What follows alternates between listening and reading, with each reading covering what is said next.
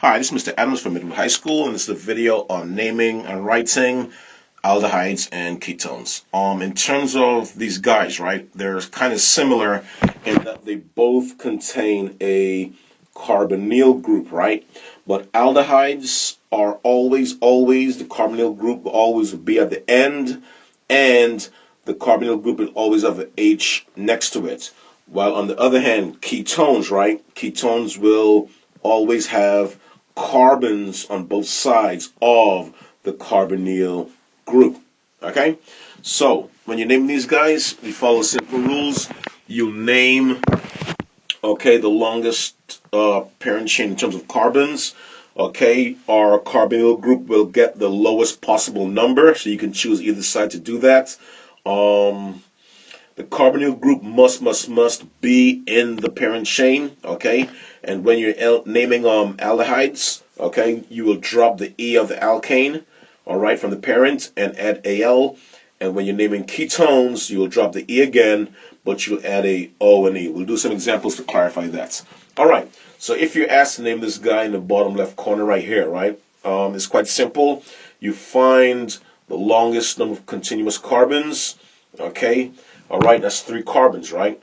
So that will give us propane, right? But in this case, we will drop the E, all right, and add Al. So the E gets dropped, all right, from propane, gets dropped, and we add Al, and the final name is propanal, all right? Now, propanal, once again, prop means 3 carbons, and al refers to the fact that it's an aldehyde. Now notice we don't have to put any number value, because for aldehydes it's always going to be true that the carbonyl group with H is always going to be carbon number 1. So it's never, you never have to put 2 propanal or whatever. It's always going to be at position 1. It's always understood, and you count from there onwards. All right, for this next guy over here all right, we have to find the longest number of carbons again. Now we must do it this way. This is our longest number of carbons. We can't go up to this guy right here and ignore the carbonyl group, because that'll be a major violation. So our carbonyl group must be included in the parent. And as you see again, it's always going to be carbon number 1. So that guy right there, that 4 carbon alkane, will be butane, right? So you write butane down, B-U-T-A-E, right? Butane. But since it's an aldehyde with a carbonyl group, we'll get rid of the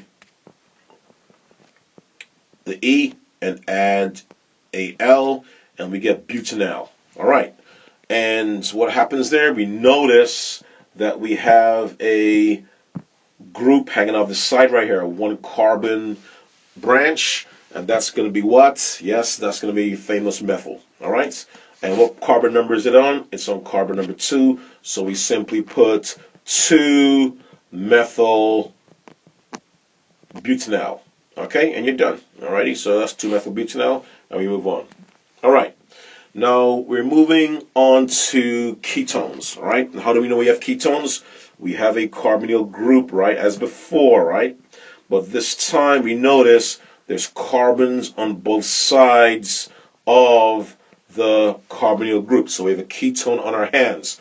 So what we do, we find the longest chain possible of carbons that's continuous, and this right here will be our longest chain. Okay?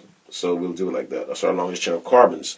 Now this is going to be coming from right to left, right? Because remember, we want to give this guy, the carbonyl group, the lowest number possible.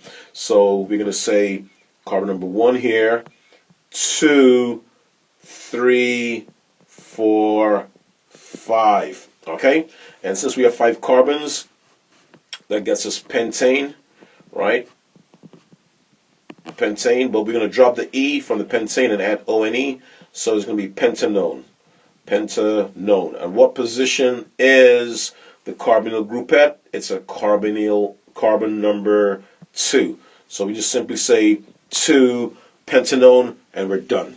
All right, this guy over here, once again, the longest number of carbons right here. All right, this will be carbon number 1, 2, 3, 4, 5, 6. So that will give us hexane. We'll drop the E and add O and E since it's a ketone. So we'll get known, okay, N-O-N-E, hexanone. This is carbon number 2 in terms of carbonyl group, so we'll say 2-hexanone. All right, and then we notice again we have a group hanging off the side right here, one carbon group, a methyl group at carbon number 5, so we don't panic. We simply say 5-methyl, okay, 2-hexanone, and we're done. All right, and we move on to the last guy over here. We have 2 compounds, 4-methyl-2-pentanol and 3-ethyl-2-heptanone. Now, once again, if you can name things, you can draw things. All right, so go with that simple rule. The Al ending indicates it's an aldehyde. It's an aldehyde with 5 carbons. So we'll go from there. So we'll do 1, 2, 3, 4, 5. We know I have 5 carbons. We know it's an aldehyde, right? So we're going to put a double bond O with an H always at the end. You can use either end, but it's always going to be at the end.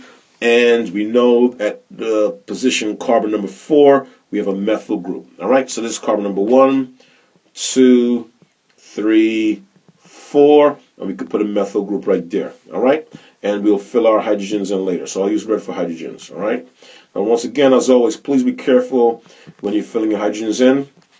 The lines for the hydrogens, make sure you don't put any more or any less. Okay, so this is a number right here. That's 1. That's not a bond. Okay, because remember we have 1, 2, 3, 4 bonds around the hydrogen. He's satisfied. He doesn't need any more hydrogens on him.